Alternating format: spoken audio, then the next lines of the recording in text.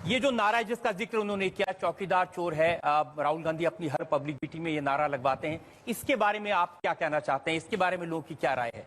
आपने जो क्वेश्चन किया है कि वो अपने रैली में लोगों को बुलाकर चौकीदार चोर है के नारे लगवाते हैं, सर जो लोग वहां पे मौजूद होते हैं उनके कई ऐसे वीडियोस रिलीज हुए हैं जब वो नारे से रैली से निकलते रहते तो उनके हाथ में 50-50, 100-100 रुपए हाथ में दिए जाते हैं। ऐसे कई वीडियो रिलीज हुए और ये पैसे दे दे के जो दिहाड़ी मजदूर होते हैं, आज आप अपनी नौकरी अपना काम छोड़ के यहाँ पे आइए, आपको 250 देंगे, आपको सिर्फ इतना बोलना है चौकीदार चोर है। वो तो बेचारा अपनी दिहाड़ी छोड़ के बैठा हुआ है। और जो आधे तो कांग्रेस को सपोर्टर होते हैं, हमको अंधभक्त बोलते हैं सर, ये पूरे मंद भक्त हैं। इनको मैं बोलता हूँ सर,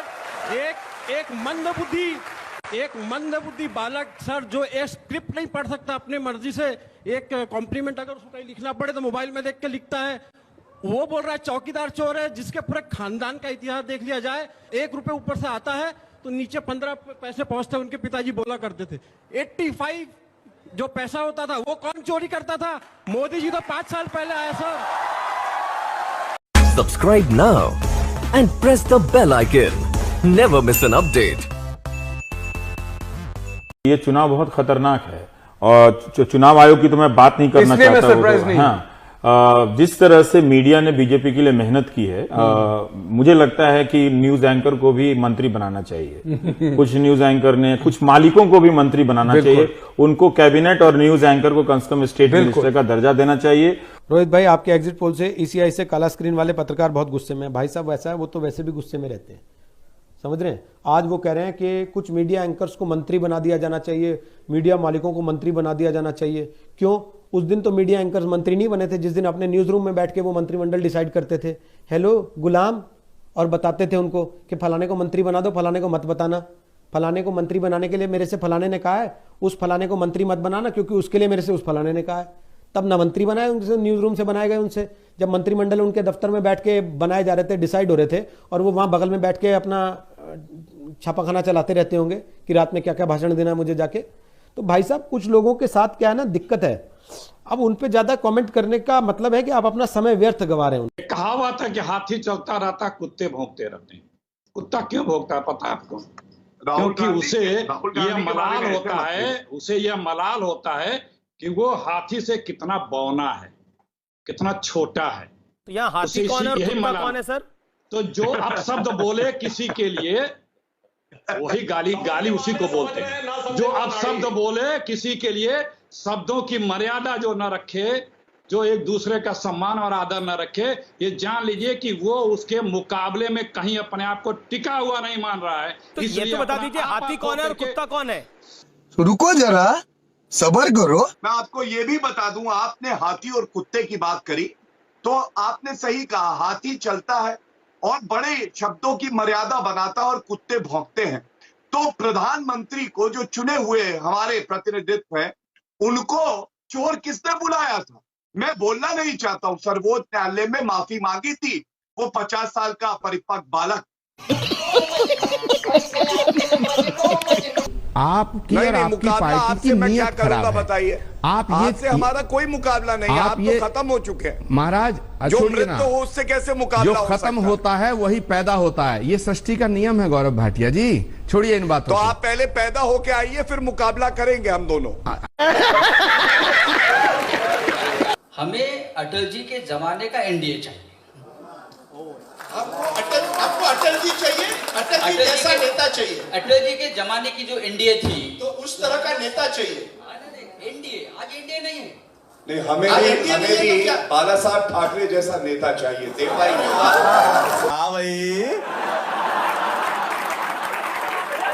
कैसी लगी? सामान बेचना हो तो OLX पर चले जाओ, ईमान बेचना है तो कांग्रेस में चले जाओ। गौरव भाटिया जी ने कहा था महाराष्ट्र में भारतीय जनता पार्टी की सरकार नहीं बनेगी तो मैं अपना सिर मुंडवा लूंगा। ये रेजर है और तुम नहीं मुंडवा पाओ तो मैं मुंड दूंगा। तुझे करारा जवाब मिलेगा। देखिए, बचपन में कहा जाता था कि बंदर के हाथ में उस तरह बड़ा जो है दिक्कत वाला मामला है, तो मैंने देखा इसलिए मैं चुप रहा। भाई क्या कर दें, कहां कूद जाए, आपका मन बहुत। एफआईआर किस प्रोविजन में होती है अभी पूछूंगा, आपको पता नहीं होगा, इसलिए चुप रहिए तिवारी जी। नोटी होंगे तो आपको ठीक किया जाएगा। अब उज्ज्वल निकम जी, नोटी जब बोल दो दिया। बड़े बात कर रहे हो तो बच्चे बीच में नहीं बोलते हैं, जब दो बड़े बात करते हैं तो बच्चे बीच में नहीं बोलते। बेबी पेंगुइन चुप रही है, मुझे उज्ज्वल निकम जी की बात का उत्तर देने दीजिए। मेरे साथी हैं, इन्होंने मुझे एक चुनौती दी, मैं इनकी चुनौती स्वीकार करके नाम भी बताऊंगा अंत में जवाब के, लेकिन अभी इनका झूठ उजागर करने का टाइम आया है। पूरे भारत में सबसे बड़ा झूठा खानदानी चोर कौन? वो राहुल गांधी, 50 साल का अपरिपक्व बालक जो सर्वोच्च न्यायालय में माफी मांगता है। मुझे माफ कर दो, गलती हो गई। अगर आप चिल्लाएंगे, मैं आपको बता रहा हूं, जनता जानती है आप कितने बड़े खानदानी चोर है। क्राइम मास्टर गोगो, आया हूं तो खुद तो चुरा के लेके जाऊंगा, अठन्नी भी मिलेगी गरीब की तो लेके जाऊंगा। अरे इटालियन पिज्जा खाने वाले, तुझे किसान का दर्द क्या पता होगा?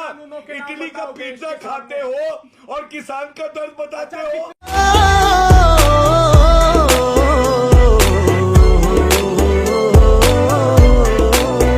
गौरव भाटिया से मैं बड़ी इज्जत के साथ पूछता हूं कि मुझे इतिहास का वो महबूबा मुफ्ती के बारे में बताइए, जब वो कहती है तिरंगे को कांधा देने वाला नहीं मिलेगा। मैं आपके मुंह से एक शब्द नहीं फूटता, उसमें बोलिए ना। आप नहीं, मैं आपसे आज प्रश्न पूछूंगा, ये आपका कोई इकलौता अधिकार नहीं है आप हमसे प्रश्न पूछे। आप बताइए, मोदी जी जैसी इच्छा शक्ति, अमित शाह जैसा जज्बा आपने देखा है? पहले इसमें उत्तर दीजिए।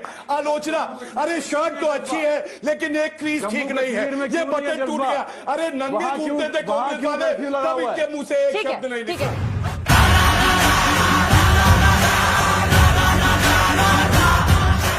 पहला भाषण था पार्लियामेंट में। मैं कोई पार्टी वार्टी का आदमी नहीं, ये अपनी जगह है, लेकिन चीजों को एनालिसिस करना चाहिए। पहला पार्लियामेंट में भाषण था, लोगों को बहुत सारी चीजें समझ में आई नहीं आई, मुझे नहीं समझ में आया, लेकिन मुझे तो एक ही बात अच्छी लगी। उन्होंने जब यह कहा कि भारत 700 साल की गुलामी की वजह से अपनी पहचान भूल गया है, तो इस देश में 30-35 करोड़ लोगों को इतनी जोर से गुस्सा आया कि दीवारों में सर मारने लगे वो अपना। ये कैसे हो सकता है?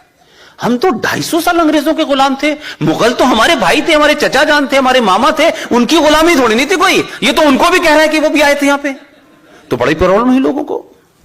बेचारों का दर्द खत्म होता कि पहली मन की बात आ गई। आप मेरी बात को गौर कीजिएगा, कुछ लोग जो हैं किसी बीमारी का इलाज करते हैं, लेकिन इस शख्स ने हिंदुस्तान की गुलामी का इलाज करा है। ये जो मानसिकता है आपकी डरने की, हम नहीं मारेंगे, हम पहले ये नहीं कहेंगे, वो हमें मार ही देगा तो फिर हम किस काबिल बचेंगे मारने के? भाई, उसने अपनी मन की बात में एक कहानी सुनाई। मैं भी बॉम्बे में था तो मैंने कहा कि आप लोगों को कुछ याद है? तो बेचारे वो लोग भी भूल गए। हमें वैसे भी इस देश के राष्ट्रवादी लोगों को भूलने की बहुत बीमारी है, हम लोग जल्दी भूल जाते हैं। उसने अपनी कहानी में बहुत शॉर्ट में बोलना चाहता हूं, आप सबको पता होगा, पहली मन की बात में उसने इस देश के राष्ट्रवादियों को, जो 5000 साल की सत्ता के गवाह हैं, 5000 साल पुरानी संस्कृति के वाहक हैं, उनको मैसेज देने की कोशिश की उसने प्रधानमंत्री की कुर्सी पर बैठ के। तब भी बहुत लोगों को समझ नहीं आया। तब उसने एक कहानी सुनाई थी शेर की। आप में से किसी को याद है? एक शेर की कहानी सुनाई थी कि एक शेर शेरनी जंगल में जा रहे थे, उनके 4 बच्चे थे। शेर शेरनी की प्रवृत्ति होती है कि जब वो सामने जानवर को देखते हैं तो वो शिकार करते हैं। तो भेड़ों का एक झुंड जा रहा था, शेर शेरनी ने उस पर हमला किया। हमला करते करते वो लोग आगे निकल गए। उनके 4 बच्चों में से 3 बच्चे तो बेचारे आगे चले गए शेर शेरनी के साथ में, एक बच्चा पीछे रह गया। जब वो पीछे रह गया तो भेड़ों के बीच में मिल गया। भेड़ों के बीच में मिल गया तो उसकी हरकतें कुछ सालों के बाद भेड़ों जैसी हो गई। वो वैसे ही सोचने लगा, वैसे ही अपने अंदर कुंठित होने लगा और अपने आप को भेड़ समझने लगा। लेकिन कई साल के बाद 2014 में एक आज फिर लौटा शेर जंगल को। उसे नहीं मालूम था कि मैं तो गुजरात में टाइम बिजी कर रहा था, यहां तो मेरा एक बच्चे ही भूल गया कि उसे पता ही नहीं मैं क्या हूं।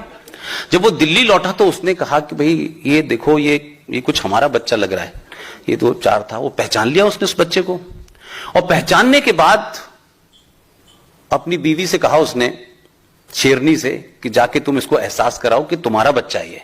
वो उसके पास गई और कहने लगी कि तू मेरा बच्चा है। बोला मैं सेकुलर हूं, मैं तुम्हारा बच्चा नहीं, मैं सेकुलर हूं। उसने कहा नहीं बेटा तू सेकुलर नहीं है, तू शेर है। वो नहीं माना। आखिर में जंगल में आप जानते हैं कि एक तालाब के पास, कुएं के पास वो गई और उसने अपना चेहरा और उससे कहा कि तू अपना चेहरा देख। दोनों ने जब चेहरा देखा तो उस बच्चे के मुंह पे भाव था कि उसको लगा कि जैसे कुछ वो गलत कर रहा था। और जैसे ही शेरनी ने दहाड़ मारी, उस बच्चे को सडनली उसका जो नेचुरल इंस्टिंक्ट था वो बाहर आया और उसने जोर की दहाड़ मारी और बोला यस मैं तेरा बच्चा हूं, मैं सेकुलर नहीं हूं आज से। 2014 में आपको एहसास कराया कि 700 साल की गुलामी के बाद पहली बार आपको कि आप शेर हैं। आपको अपने शेर होने का एहसास कराया। यह मेरे लिए महत्वपूर्ण बात है।